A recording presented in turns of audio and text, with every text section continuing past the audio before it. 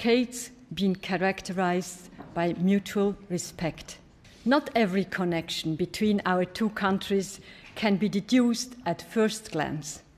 Take the gold vreneli, or I can translate the traditional gold coin, and the chocolate coins, both products that every child here grows up with and which are considered typically Swiss.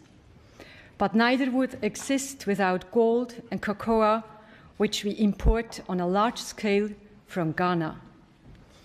It is quite simple. We need the raw materials, and you have the raw materials. The resulting trade and business should benefit both countries.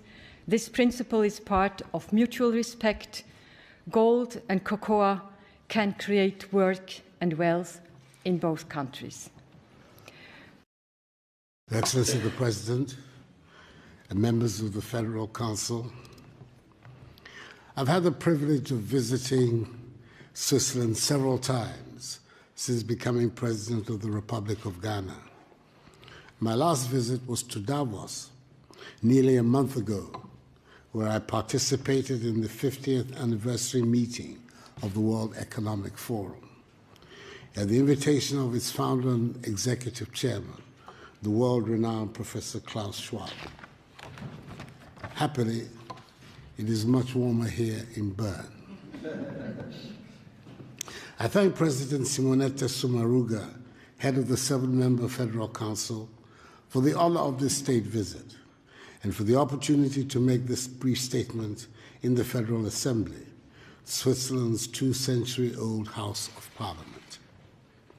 Excellencies of the Federal Council, relations between our two countries date back to the 19th century, when the Basel missionaries arrived in the then Gold Coast, now Ghana, to undertake evangelical work. The missionaries pioneered the establishment of educational institutions across the country, including our first agricultural school at Exportation, my paternal hometown, in the eastern region of the country.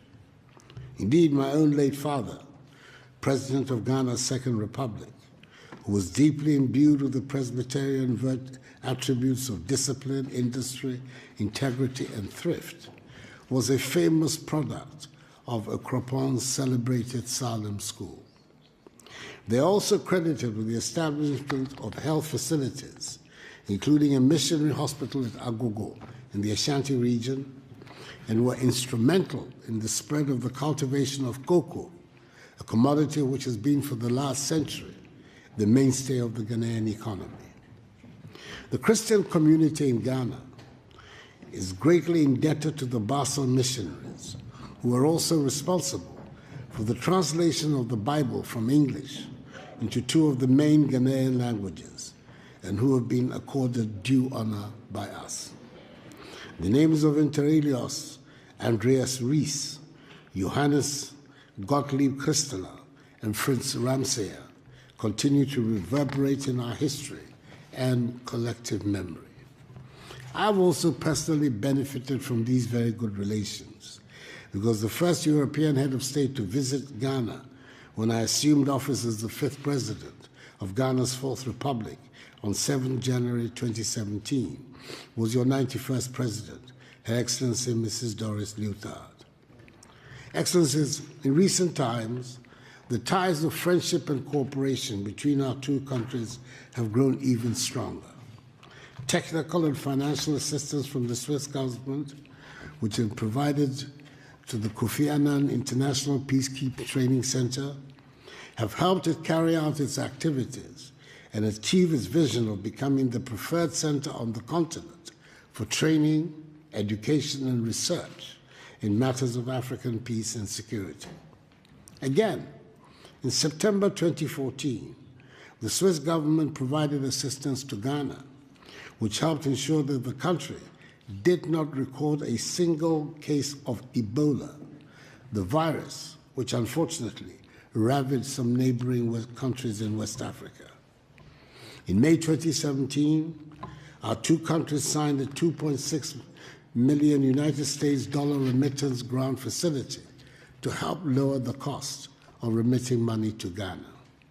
Ghana is currently Switzerland's largest trading partner in sub-Saharan Africa, largely from the export of gold and cocoa to Switzerland and the import of chemical and pharmaceutical products, as well as light machinery and military equipment from Switzerland. However, as I have stated on occasion, Ghana no longer wants to be dependent on the production and export of raw materials, including cocoa beans. We intend to process more and more of our cocoa in our country with the aim of producing more chocolate ourselves, because we believe that there can be no future prosperity for the Ghanaian people in the short, medium, or long term if we continue to maintain economic structures that are dependent on the production and export of raw materials. We intend to add value to our raw materials, industrialize and enhance agricultural productivity. This is the best way we can put Ghana at the high end of the value chain in the global marketplace and create jobs for the teeming masses of Ghanaians. It is for this reason that my government continues to put in place a number of measures aimed at attracting investment into Ghana, as well as stimulating growth of the private sector.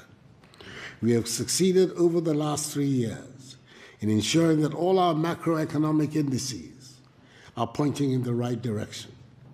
Cut our fiscal deficit, introduced a monetary policy that is stabilizing the currency and reducing significantly the cost of borrowing, and have introduced a raft of tax cuts which are bringing relief to and encouraging businesses. These interventions have led to Ghana recording an annual GDP average growth rate of 7% since 2017, making us consistently one of the world's fastest growing economies during the period. We are one of the most business-friendly economies in Africa, evidenced in our status as the largest recipient of foreign direct investment in West Africa. Ghana has also been selected to host the Secretariat of the African Continental Free Trade Area, a market of some 1.2 billion people with a combined GDP of US $3 trillion American dollars. It is the world's largest free trade area since the formation of the World Trade Organization. Our goal is to make Ghana the hub of trade in Africa, and thus serving notice on Swiss investors to take advantage of the growing business-friendly climate in Ghana and of our unique position as host of the AFCFTA Secretariat to set up joint venture enterprises in our country and thereby access this huge market that the free trade area presents. Excellencies, Madam President, I'm pleased to inform you that our country is fully committed to a democratic present and future where respect for individual liberties and human rights, the rule of law, and the principles of democratic accountability are at the core of our body politic. Ghana stands shoulder to shoulder with Switzerland in our joint determination to promote and protect human rights across the globe. I'm hopeful that as we shape the future of Ghana and position Ghanaian enterprises to compete effectively on the world stage, we have friends such as the Swiss Confederation to support us in this objective. We are determined in Ghana to ensure that succeeding generations of Ghanaians do not become victims or pawns of the international economic order, but her beneficiaries.